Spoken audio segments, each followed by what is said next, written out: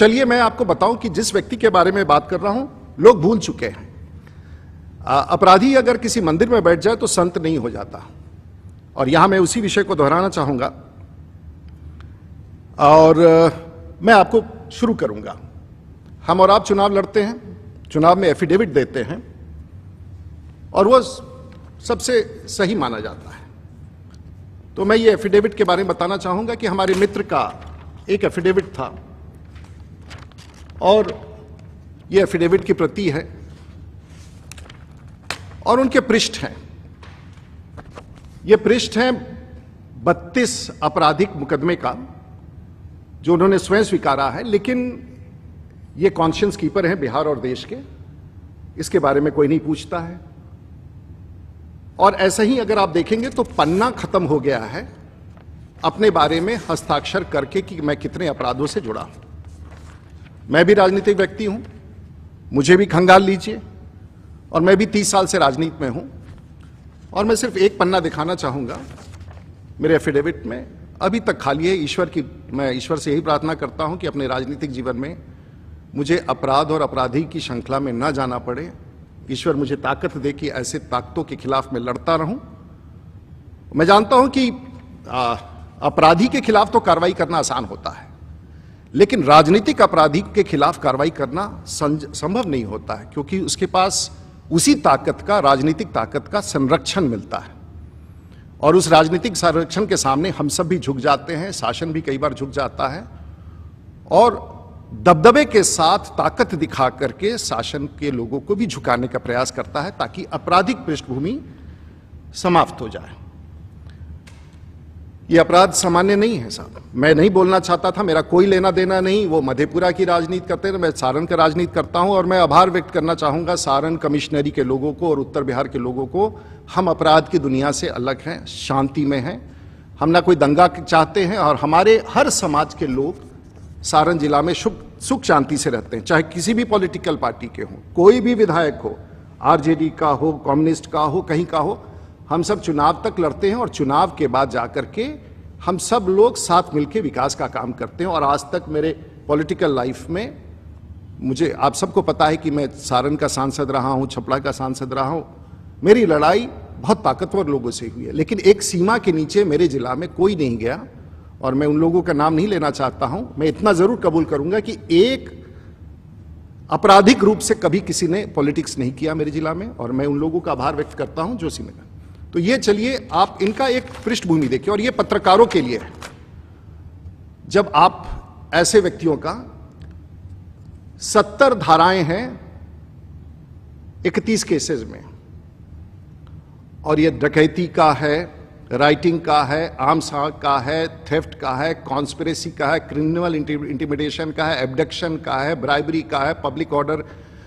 शायद सीआरपीसी और आईपीसी का कोई धारा बचा नहीं है जो हमारे मित्र के नाम पर नहीं है, लेकिन सब लोग भूल गए हैं।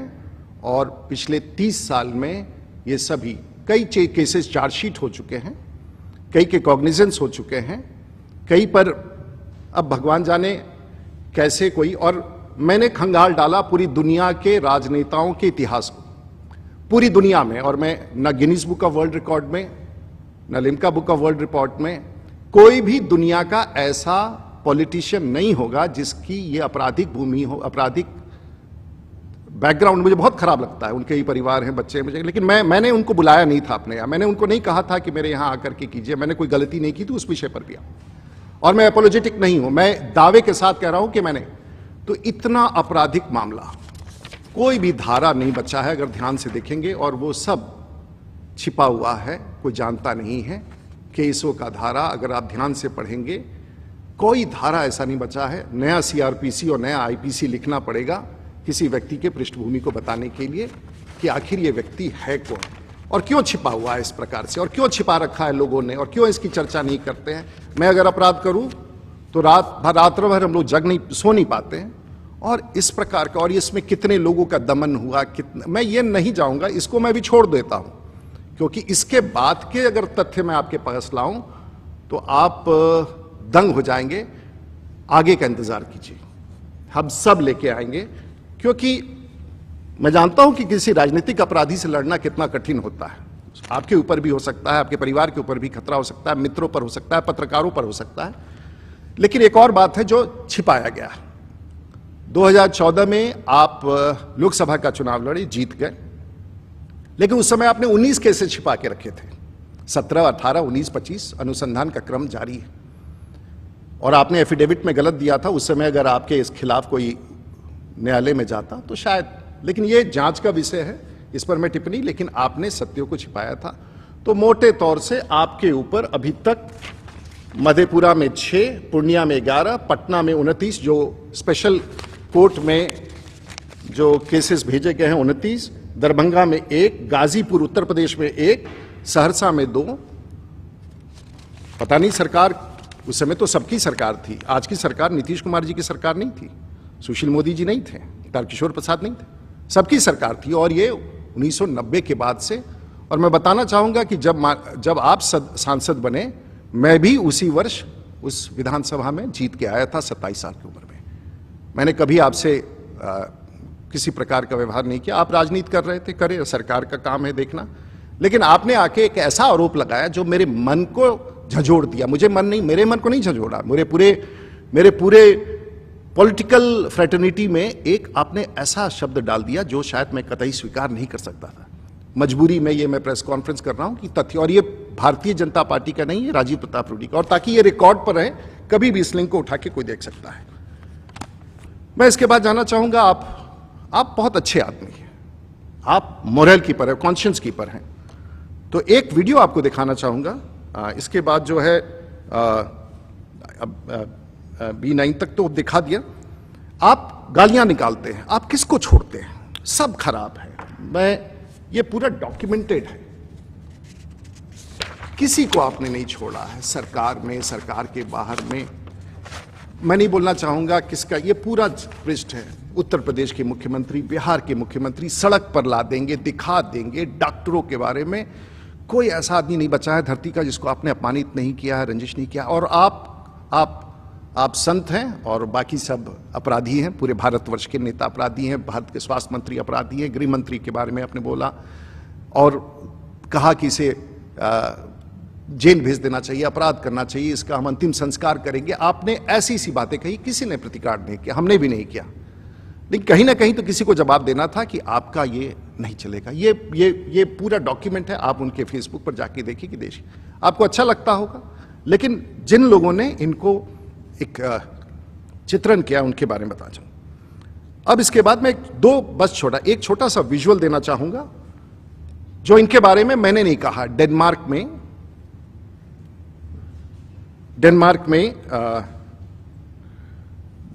में किसी ने जाने के बाद, ये गलत हो सकता है लेकिन मैं नहीं जानता हूं कि अर्नब गोस्वामी इतना बड़ा गलती क्यों करेंगे।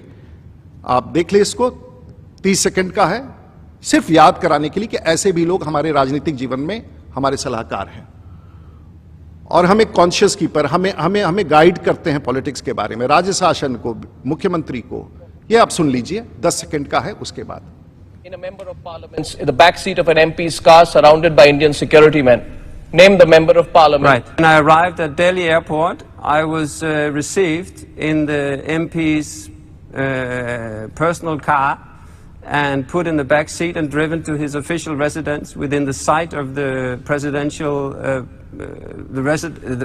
residential dome, and at his home, at Papu Yadav's home, and arranged for the transport by train that evening from Delhi to a very small train station that I couldn't see because I was packed in blankets. Another diplomatic, or what should I say, official car was waiting, plus 2 other cars with AK-47 guards, who then drove me directly from the platform of the station over the border into Nepal and dropped me at the bus depot on the Nepali side, from where I escaped back to Denmark. But ये पुरलिया किम Davy हैं जो अभी Denmark में है। सही है, CBI जांच अभी तक कर रही है। पुरलिया, क्षमा कीजिए, मैं क्यों लाता, मेरा क्या लेना देना है, सरकार देखेगी। लेकिन अगर आप एक सीमा से पार करके लोकतंत्र को अपने हाथ में ले तो ये है। अजीत सरकार हमारे साथ विधायक थे और उस केस में अजीत सरकार की हत्या हुई। लोग भूल गए हैं, अजीत सरकार उस समय विधायक थे और सुप्रीम कोर्ट में आप वर्षों तक आप जेल में रहे, आपको कोर्ट ने कन्विक्ट किया और पटना हाईकोर्ट से आपकी रिहाई हुई। लेकिन सच्चाई यह है कि रिहाई के बाद भी आज आपका मामला सुप्रीम कोर्ट में सीबीआई ने पिटीशन किया। आप 5 साल तक सांसद रहे, आपने इसको, मैं नहीं कहूंगा, सुप्रीम कोर्ट जानता है और सुप्रीम कोर्ट और देश का कोर्ट सब कुछ देखता है, सब कुछ जानता है। अगर आप इन सब चीजों को छिपाने के लिए करें, मेरा कोई लेना देना, आप बरी हो जाएं, आप दोषमुक्त कहलाएं। लेकिन अजीत सरकार की हत्या के बाद उस विधानसभा में हम लोग भी बैठे थे, हम जानते हैं, कम्युनिस्ट के नेता थे। आज कम्युनिस्ट के लोग इनका समर्थन कर रहे हैं अजीत सरकार की बात को भूल करके। क्षमा कीजिए, मुझे दुख होता है, वो हमसे बहुत वरिष्ठ थे और मैं तो 27 साल का था। लेकिन इसे भूलना, अगर आप चाहते हैं कि ये गलत है तो आप भूल जाएं। अब छोड़िए इनकी बात, मैंने सिर्फ ये अभी फ्लैग किया है। तथ्यों का जाल इतना लंबा चौड़ा है और ये उन लोगों को बताने के लिए जो इस लड़ाई को लड़ रहे हैं। आप हिम्मत मत हारिए। अब राजीव प्रताप रूडी व्यक्तिगत तौर से आपके साथ खड़ा है। 8 साल से बयान ना कराना, केस को दबा के रखना, ट्रायल को रोक के रखना, ट्रायल नहीं, स्पीडी कोर्ट, सुप्रीम कोर्ट के आदेश के बाद भी ट्रायल्स ना होना। और आपने कहा कि मैंने जेल भेज दिया। मैं क्यों जेल भेजने जाऊंगा? मैं कौन होता हूं जेल भेजने वाला? आपके खिलाफ वारंट था, ये वारंट निकला हुआ था आपके खिलाफ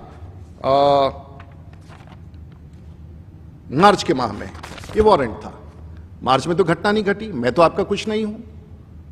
अगर मार्च के महीना में ये जुडिशियल मजिस्ट्रेट का ये अगर नीचे ये देखिए 22 मार्च 2021 का है, ये additional chief judicial magistrate Madhepura.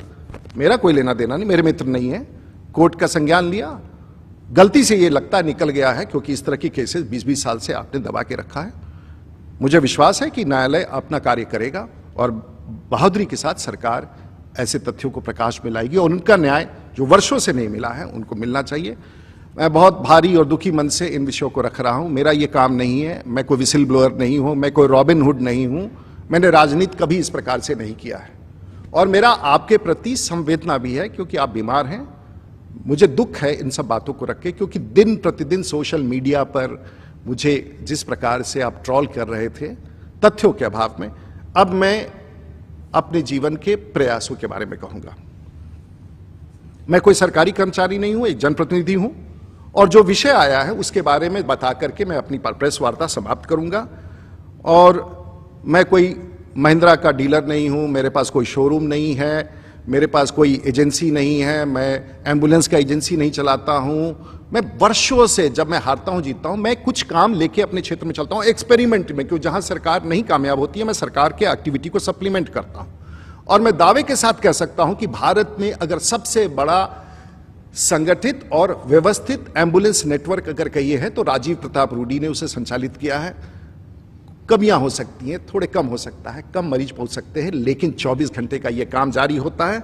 मैं आपको कुछ दिखाऊंगा और इसके बाद स्वयं आप तय कर लीजिएगा कि मैं कितना बड़ा गलत काम करता था। पहले तो कहा गया कि ये एम्बुलेंस मेरे घर में लगा है। मैं लोगों को बताना चाहूंगा कि पटना जाने के बाद ये मेरा घर है। वैसे इस घर को नक्सलियों ने उड़ाने का कोशिश किया, ये पुराना घर है, 100 साल पुराना, और मैं यही रहता हूं। पीछे भी एक घर है, आगे भी है, और ये मेरा घर है और मैं यही रहता हूं। जब मैं गांव में जाता हूं, मैं अपने संसदीय क्षेत्र में ही रहता हूं, ये मेरा घर है। तो ये बहुत पुराना घर है और यहां कहीं एम्बुलेंस नहीं है। उन्होंने बार बार कहा कि उनके घर में एम्बुलेंस चुरा के छुपा के रखा गया था। अब आप आइए जहां एम्बुलेंस खड़े थे, उस तस्वीर को देखिए। और ये है एक बहुत ही आधुनिक सामुदायिक केंद्र जिस पर भी आरोप लगाए गए और ये कहा गया। अब आप देखिए सामुदायिक केंद्र को, जहां कुछ संचालन के दृष्टिकोण से यहां पर बहुत प्रकार का ट्रेनिंग होता है, बहुत प्रकार का काम होता है लोगों के बीच में। और मुझे लगता है कि एक सबसे अच्छा कम्युनिटी सेंटर जहां हर प्रकार का काम चलता है, आयुष्मान के कार्ड बनते हैं, लोगों गरीबों को मदद होता है और आगे भी कई योजनाएं हैं, ये है। और इस स्थान को उसने, और इसमें दीवार भी नहीं है, कहीं चहरदीवारी भी नहीं है। एम्बुलेंस को अगर छिपा के रखना है तो चहरदीवारी में बंद करके रखना होता है। यहां कहीं भी चहरदीवारी नहीं है, यहां कुछ नहीं है, आप सीधे जा सकते हैं। तो कोई भी आदमी किसी के हाथे में प्रांगण में घुस जाए। अब हम लोग आगे चलते हैं कि ये था ये समुदाय के, जो जानते हैं सारण को जानते हैं मैं किस प्रकार से। ये जमीन के बारे में कहा गया, ये जमीन जहां सामुदायिक भवन में 9 करोड़ रुपया, भगवान जाने कहां से 9 करोड़ का फिगर आ गया इनके पास। करोड़े से नीचे तो बात ही नहीं करते हैं ये तो सरकार के नाम से पंजीकृत जमीन है। और मैं ये सब सरकार के नाम से, राज्यपाल के बार बार कहा, मेरे परिवार के लोगों का, ये सब देख सकते हैं, ये सब सरकार के नाम से पंजीकृत जमीन है। ये पूरा का पूरा एफिडेविट जमीन सरकार के नाम से निबंधित है और एक एक पैसा सरकार का है, संपत्ति सरकार की है। कहा मेरी निजी संपत्ति है। चलिए, पॉलिटिक्स में इस प्रकार के आरोप लगते हैं, मुझे इससे कोई आपत्ति नहीं है, लेकिन सच बोलना चाहिए। और किसी विषय को जलाने के लिए, किसी को भड़काने के लिए आपने कहा एम्बुलेंस छिपा के रखा था, मैंने कुछ नहीं छिपा के रखा था। और यह भी बताना चाहूंगा कि जो 2019 में मैं ये एम्बुलेंस का काम कोई कोविड में नहीं कर रहा हूं, मैं एम्बुलेंस का काम पिछले 10 वर्षों से कर रहा हूं, लगातार कर रहा हूं, लोगों तक पहुंचा रहा हूं, उसमें सुधार कर रहा हूं। और ये एक व्यवस्था के तहत है। ये डिस्ट्रिक्ट में जितने 40 के आसपास जो ये समिति बनी हुई है, इसके अध्यक्ष डीडीसी है, ये उसका है डिस्ट्रिक्ट मजिस्ट्रेट का। देखिए, ये इस पर पंचायत के मुखिया को दिया जाता है।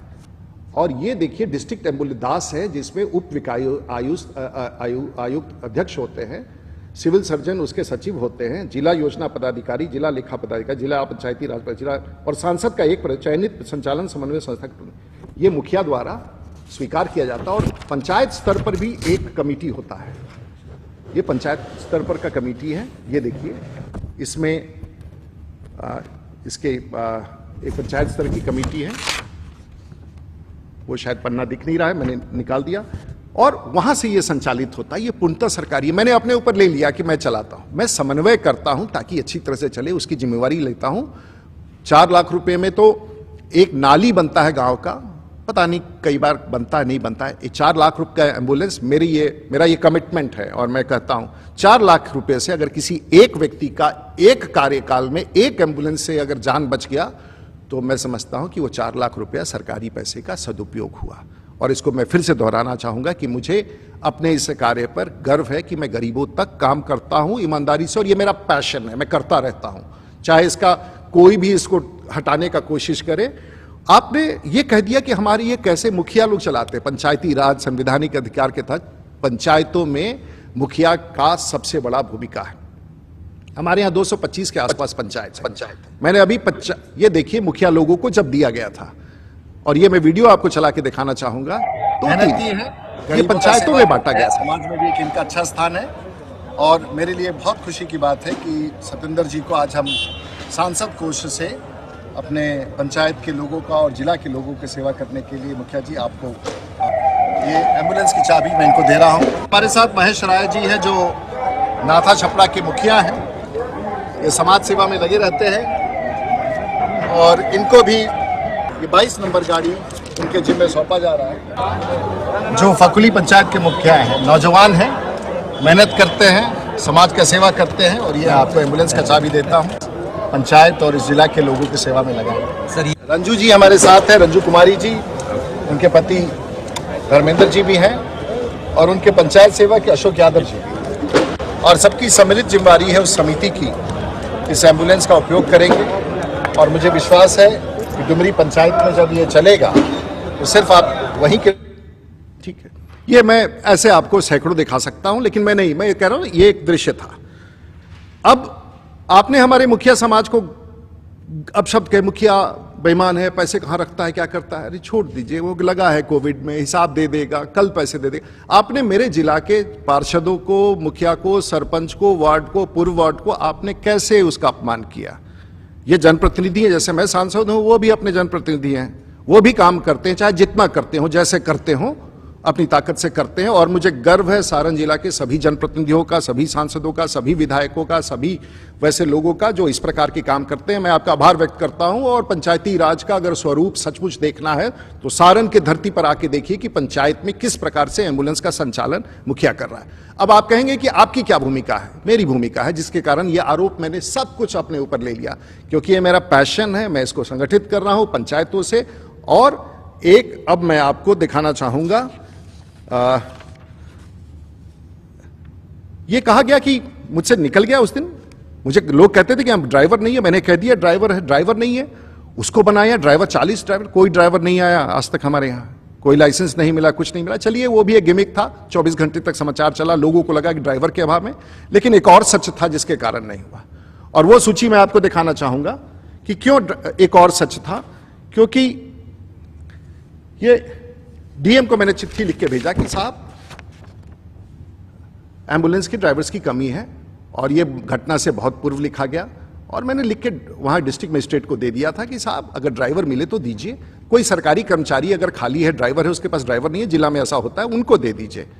ठीक है, आपको लगता था ये मैंने फैब्रिकेट किया, कोई बात नहीं, आपको लगता होगा बचने के लिए, उसके पहले का पत्र लिखा हुआ है।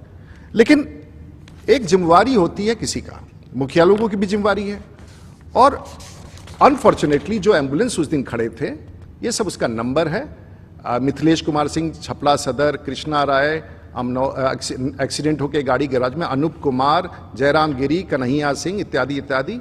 आप डेट देखें, इंश्योरेंस लैप्स डेट 25/5/2021 को ये सभी गाड़ियों का, किसी का 22 में, किसी का फरवरी में, हमें सबको कह के सबका इंश्योरेंस, सबको है कि लौटा दीजिए, रूडी जी इंश्योरेंस करा के दे देंगे। हम दे देंगे, थोड़ा समय लगता है, लेकिन फिटनेस गाड़ी में नहीं हो, इंश्योरेंस नहीं हो, मरीज या ड्राइवर की मौत हो जाए या कोई घटना हो जाए, कहां से कोई जवाब देगा? तो काम करने वाले को ही आप उंगली उठाते हैं। माननीय पूर्व सांसद जी, आपको पूछना चाहिए था मुझसे, आप मेरे मित्र हैं, आपको आना चाहिए था, फोन लगाना चाहिए था, डीएम से पूछना चाहिए था। आप किसी के घर में घुस जाएंगे, कहीं भी चले जाएंगे, आप पटना के अस्पतालों में जबरदस्ती घुसते रहे, क्या करते रहे, आप कीजिए जो करना है, लेकिन कम से कम एक सांसद, पूर्व सांसद दूसरे सांसद के घर में जबरदस्ती नहीं घुसता है, ये हमारी मर्यादा नहीं है। लेकिन अगर आपको लगा कि एक बड़ा ख्याति मिलेगा तो आपने, अब मैं आपको वो चीज दिखाना चाहता हूं, जो एक सूची जिसमें कितना ये एम्बुलेंस चले हैं, ये जरूर देख लीजिए, क्योंकि पत्रकारों को लगता है कि ये सब खड़े थे। तो ये एक एम्बुलेंस 62,000 किलोमीटर चला है, 58,000 किलोमीटर चला है, 50,000, 36,000, ये सभी एम्बुलेंस कितने किलोमीटर चले हैं? कोई स्टैंड पर ले जाकर के सवारी ढोने के लिए एम्बुलेंस नहीं होते कि स्टैंड पर ले जाकर खड़ा करो। और जिला में मैं दावे के साथ कह सकता हूं कि जिसने भी एम्बुलेंस मांगा 365 दिन वो एम्बुलेंस चलता रहता है। वो भी मैं दिखाऊंगा कि इसकी व्यवस्था क्या है। एम्बुलेंस के मामले में भारत में सबसे आगे हमारा एम्बुलेंस की व्यवस्था है। अब इस चीज के बाद यदि आप सवाल पूछना चाहें तो पूछे। मैं आपको एक डिस्प्ले जीपीएस का दिखाना चाहता हूं जो कंट्रोल करता है 24 घंटा 365 दिन, और इसके लिए कोई सरकार हमें पैसा नहीं देती है। ये मैं अपने शौक से इन सभी एम्बुलेंस को पंचायतों को फैसिलिटेट करने के लिए करता हूं, और आप 3 मिनट का समय दें, ये पूरी कहानी यहीं समाप्त हो जाएगी। और ये मेरा एक सेंट्रलाइज्ड कंट्रोल रूम है। इसमें आप देख सकते हैं कि ये, अब मैं कंट्रोल रूम को कहूंगा कि आप जरा विवरण दें, आज अगर चलने वाली गाड़ियों का, आज की तारीख में ये गाड़ियां सारण जिला में कहां हैं, कैसे हैं, कहां गाड़ियां चली, कितनी चली, और ये पूरे साल 2 साल का रिकॉर्ड हमारे पास जीपीएस में है। और ये सब लाल हैं जो वो गाड़ियां हैं। अब आप बताइए कंट्रोल रूम, जरा बताइए सब लोगों को, देश के लोग जान जाए कि आखिर में इतने सारे एम्बुलेंस अभी दिख रहे हैं और कहां हैं, बताएं। नमस्कार, माननीय सांसद राजीव प्रताप रूडी जी के कंट्रोल रूम में आप सभी का स्वागत है। जैसा कि हम सभी देख रहे हैं, ये नक्शा छपरा जिले का नक्शा है, जिसके उत्तरी और पूर्वी छोर पर गंडक नदी का किनारा है जो बगल के जिला मुजफ्फरपुर को जोड़ता है, और दक्षिणी और पश्चिमी छोर से लेकर पूर्वी छोर तक गंगा नदी का किनारा क्षेत्र है जो राजधानी पटना को सीधा संपर्क देता है। यहाँ सभी एम्बुलेंस जो हम देख रहे हैं, ये 3 रंग के दिख रहे हैं, एक लाल है, एक पीला है और एक हरा है। लाल रंग के वैसे सभी एम्बुलेंसेस हैं जो रेडी टू सर्विस मोड में खड़े हैं। पीले रंग के एम्बुलेंसेस वैसे हैं जो घंटे पहले, 2 घंटे पहले कहीं ना कहीं से चल कर आए हैं, मरीज को सेवा देकर या तो पार्क हैं या फिर वापस लौटने की स्थिति में इंतजार कर रहे हैं, मरीज को लेकर लौटे या मरीज की तरफ से सूचना प्राप्त हो जाए कि अब सब कुछ ठीक है तो वे लौट जाए। और हरे रंग के एम्बुलेंसेस वैसे सभी एम्बुलेंसेस हैं जो अभी सेवा दे रहे हैं, अर्थात अभी चल रहे हैं, मरीज को लेकर किसी हॉस्पिटल की तरफ जा रहे हैं। इसकी सूचना के बारे में हम आपको बताना चाहते हैं कि यहाँ से हम इन सभी का समन्वय करते हैं। हमें किसी भी प्रकार की सूचना मिलती है, हम जीपीएस लोकेशन ऑन करते हैं और सीधे सबसे नजदीकी ड्राइवर को संपर्क करके जिस व्यक्ति के द्वारा हमें संपर्क किया जाता है उसका नंबर आदान प्रदान कराते हैं, समन्वय कराते हैं। एम्बुलेंस पहुंचने के बाद फिर हम यहाँ से फोन लगाकर कंफर्म करते हैं कि क्या मरीज को एम्बुलेंस में बिठा लिया गया या नहीं, और मरीज को हॉस्पिटल में भेजते हैं। मरीज हॉस्पिटल में जाता है, मरीज के जाने के पूर्व हॉस्पिटल से भी समन्वय किया जाता है अगर मरीज की स्थिति खराब होती है तो। और हमारे पास यह भी रिपोर्ट आता है कि अगर एम्बुलेंस कभी गति से ज्यादा चल रहा है तो हमारे कंप्यूटर स्क्रीन पे अलार्म बजता है और हम ड्राइवर को फोन करके यह पूछते हैं कि क्या ऐसी स्थिति है। जी धन्यवाद। क्यों मूवमेंट नहीं दिखा रहे? गाड़ियों का मूवमेंट अभी दिखा दीजिए, अभी कितनी गाड़ियां चल रही हैं और कितने गाड़ियों का मूवमेंट है, ये एक बार देख लीजिए। शायद आपको भी अगर चाहें तो आप अपने फोन पर इन सभी गाड़ियों को देख सकते हैं। और पप्पू जी को भी इनको देख लेना चाहिए था, उस दिन कितनी गाड़ियां सड़क पर थी इससे पहले। आप देख लीजिए एक बार उसकी गति कहां से कहां चला। एक गाड़ी, कोई भी गाड़ी उठा लीजिए, आप कोई भी गाड़ी उठा लीजिए। ये गाड़ी हम देख रहे हैं, ये छपरा सदर प्रखंड के पंचायत राज फकुली के लिए ये गाड़ी दी गई है। इस गाड़ी का मूवमेंट हम देख रहे हैं। गाड़ी अभी छपरा डाक बंगला रोड पहुंच रही है। ये गांव से, फकुली गांव से किसी मरीज की सूचना प्राप्त होने के बाद मुखिया जी से और चालक से समन्वय कराकर तुरंत एम्बुलेंस उपलब्ध कराया गया और मरीज को लेकर एम्बुलेंस छपरा सदर हॉस्पिटल के लिए आ रहा है। जैसा कि हम इस स्क्रीन पर देख रहे हैं, हम सब कुछ यहाँ से मॉनिटर कर पा रहे हैं। गाड़ी की गति अभी 20 किलोमीटर प्रति घंटे रफ्तार से चल रही है और डाक बंगलो रोड में सदर हॉस्पिटल से गाड़ी मुश्किल से 5 मिनट की दूरी पर है।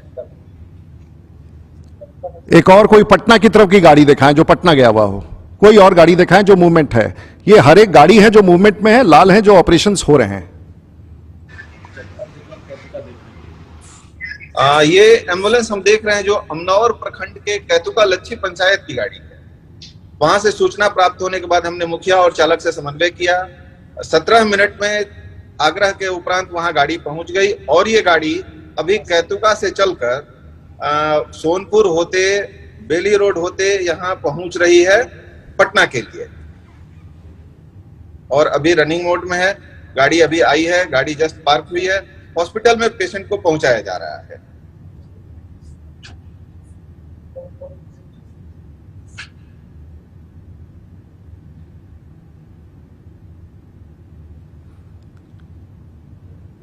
अगर एक और कोई दिखाना है दिखा दे। उसके बाद इस प्रकार से आप देख सकते हैं, अगर आप बैठ के अपने टेलीफोन पर आप हमारे कंट्रोल रूम से प्राप्त कर लें और कोई भी एम्बुलेंस को किसी भी समय देख लीजिए। माननीय मुखिया लोग पहुंचा रहे हैं, मैं उसको मदद करता हूं। इसलिए ये गाड़ी की गति 40 किलोमीटर है और ये भी है अगर ये 100 को पार करता है गाड़ी तो रेड अलर्ट आ जाता है और 100 किलोमीटर पार करते के साथ हम उसको तुरंत कहते हैं कि भाई गाड़ी क्यों तेज चला रहे हो।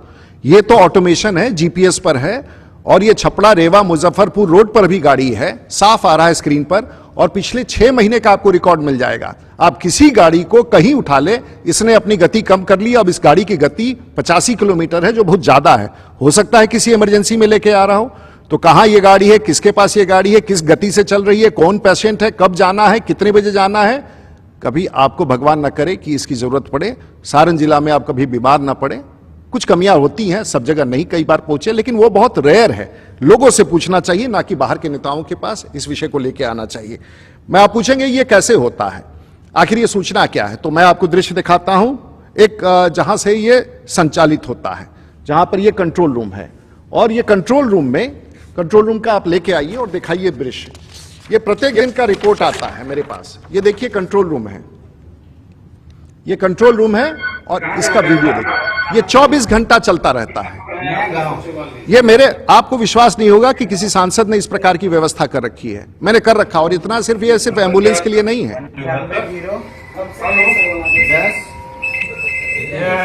उसमें ई पास करके इसमें आप सारा डिटेल भरिएगा, अपना सबमिट कीजिएगा तो 1 से 2 घंटा में आपके पास सारा डिटेल मैसेज आ जाएगा। उसमें कैसे क्या करना है, कब स्टेशन पहुंचना है, कब ट्रेन है आपका। कितने लोगों को जाना है। चलिए, बहुत बहुत धन्यवाद। देखिए साहब, कार्यकर्ता यहाँ 24 घंटा बैठे रहते हैं और ये सिर्फ एम्बुलेंस के लिए नहीं है। आप इस रिपोर्ट को देखना चाहेंगे, 15 दिन का कॉल सेंटर का रिपोर्ट और ये डीएम एसपी सबको जाता है। सबसे पहले देखिए ये 1/5 का है, कोरोना इंफॉर्मेशन टोटल 1 महीने का है। उसके बाद ये 1/5 से 15/5 तक का टोटल है।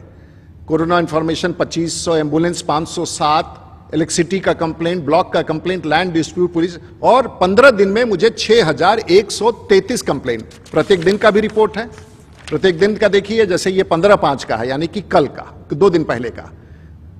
Emergency admission 10, other health call, corona information 100, ambulance 32, electricity के बिजली भी कटता है, ब्लॉक के complaints, land dispute, police complaints 2, admission Kendriya Vidyalaya, request to meet MP 21, PNR जो होता है जनरल कॉल, और 350 कॉल यहां प्राप्त हुए।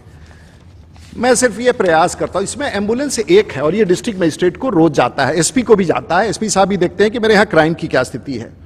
तो ये बड़ा खराब लगता होगा लोगों को इस तरह का काम, और मैं अपराधी हूं, मैंने एम्बुलेंस पता नहीं कहां से, मैंने सुना था कि भाई होर्डिंग होता है, लेकिन एम्बुलेंस का कोई कालाबाजारी होता है, हमने तो नहीं सोचा, हमारे यहाँ किसी को इस बात, और मैं किसी ने पूछा कि आप दूसरे जिला में दे देते हैं, MP लाइट्स का मैं दूसरे जिला का जिम्मा नहीं ले सकता हूं, वो तो सरकार का निर्णय होगा। कोई राज्यसभा का सांसद पूरे बिहार और देश को दे सकता है, लेकिन लोकसभा का सांसद सीमित क्षेत्र में, और मेरा कमिटमेंट सारण जिला है, और आज की तारीख में सारण जिला में 18,000 करोड़ रुपए का काम भारत सरकार और राज्य सरकार से चल रहा है। इसलिए मुझे कुछ नहीं कहना, मुझे अब इस बात समाप्त करना है। आप लोगों ने इतना समय दिया, लेकिन मुझ पर आरोप लगाया गया कि मैंने किसी को गिरफ्तार करा दिया। मैं कोविड में देश ने देखा है कि बड़ा संकट का समय है, रुकने से, शांत रहने से ये प्रॉब्लम नहीं होता है।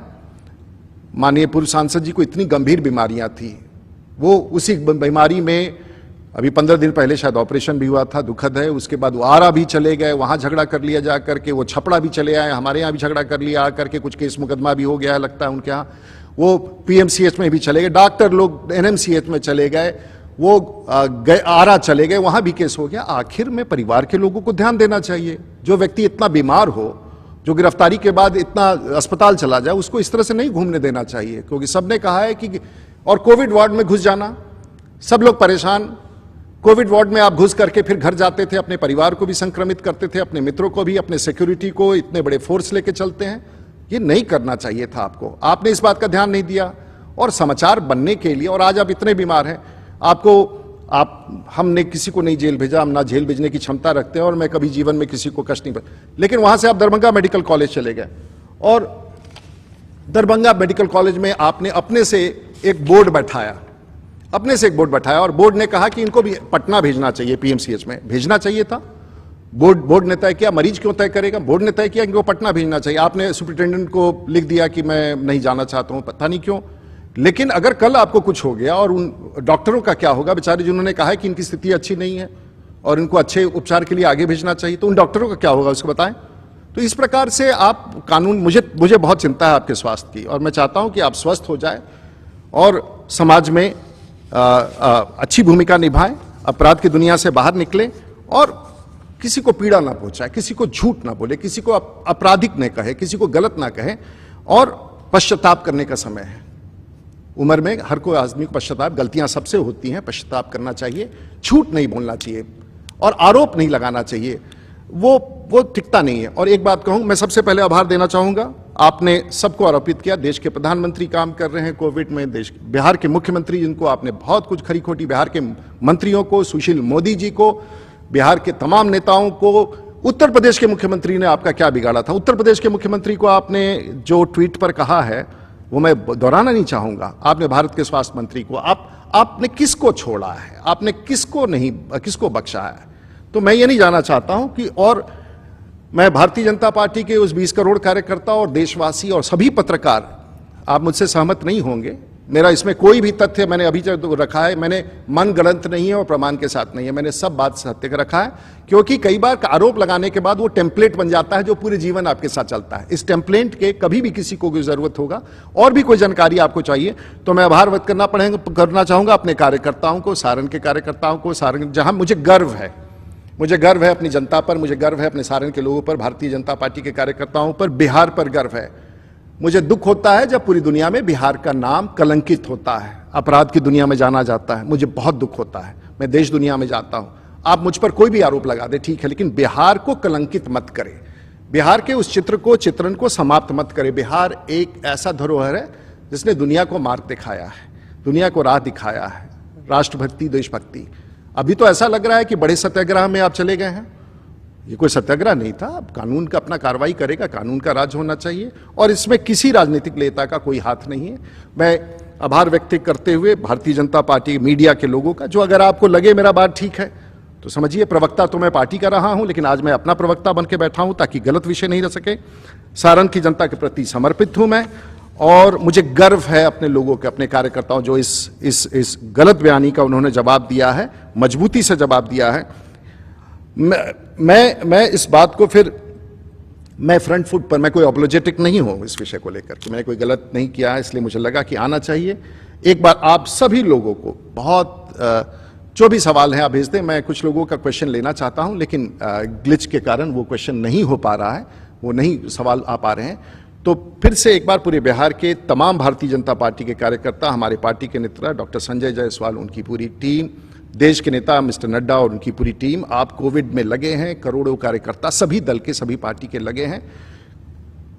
बुरा वक्त है, लोगों को एक दूसरे का हाथ बटाना चाहिए, आरोप से बचना चाहिए और हमें विश्वास है कि ऐसी तमाम ताकतें आज आरोप प्रत्यारोप के रास्ते से छोड़ करके समाज के साथ जुड़ करके, बहुत घटनाएं हो रही हैं, बहुत करीब के लोग, बहुत परिवार के लोग। आज मुझे दुख, सबसे बड़ा दुख है कि मेरे जीवन के अच्छे 8 दिन जिसको मैं लोगों की मदद में अपने तरीके से करता रहता हूं, छोटा ही करता रहता हूं, मेरे 8 दिन इस पूरे प्रकरण में खराब हुए। बदनामी से मैं नहीं डरता हूं, लेकिन बदनामी के पीछे अगर कोई आधार हो तो ठीक लगता है। और बहुत सारे ऐसे पेपर कटिंग्स आए और विषय आए जिस पर मैं दूं तो घंटों चलना पड़ेगा आप सब लोगों का। और मैं फिर कहना चाहूंगा कि ये अगर कोई गलत करता है तो तथ्यों का जाल इतना बड़ा है कि उसे समाप्त नहीं किया जा सकता है। मेरे देश भर में लाखों लोग जो आज मुझे देख रहे हैं, मेरे मित्र, वो जो जानना चाह रहे हैं, जिन लोगों ने जानना चाहा, उन सब के लिए प्रत्यक्ष रूप से है। मैं जो काम करता हूं इस राजनीतिक काल के अंतिम समय में, 30 वर्ष के राजनीतिक जीवन के बाद मैं कुछ ले करके या संपत्ति बना के मैं समाज को वापस दे के जाना चाहता हूं। जो मेरी ताकत है, ईश्वर की बड़ी संवेदना रही है, सब लोगों की संवेदना रही है और मैं किसी का बुरा नहीं, मैं आपकी स्वस्थ होने का कामना करता हूं, आपके परिवार की भलाई चाहता हूं। वैसे तमाम लोग जो इस प्रकार से हैं, मैं सबकी भलाई चाहता हूं, उन गरीबों का और विशेषकर से जो आज ज़रूरतमंद है उनके साथ हम खड़े हो सकें। आप सबका, सभी पत्रकारों का, सभी मित्रों का, मीडिया प्रभारी, दिल्ली के मीडिया के लोगों का, संजय मयूख जी का, बलूनी जी का, और सभी जो भारतीय जनता पार्टी के और जनता दल यूनाइटेड के प्रवक्ता जिन्होंने स्पष्ट रूप से कहा, और भी पार्टी के प्रवक्ता जिन्होंने स्पष्ट रूप से इस पूरे संज्ञान लिया, मैं आप सबका और बिहार वासियों का फिर से आभार व्यक्त करता हूं। और सभी डॉक्टर और जितने लोग स्वास्थ्य में लगे हैं उन सबका आभार व्यक्त करते हुए, देश दुनिया के लोग जो आज मुझे देख रहे हैं, आभार व्यक्त करते हुए फिर से आपको नमस्कार। बड़े दुखी मन से मैं ये प्रेस वार्ता कर रहा हूं। मुझे धन्यवाद आप सब लोगों का। नमस्कार, जय हिंद, वंदे मातरम।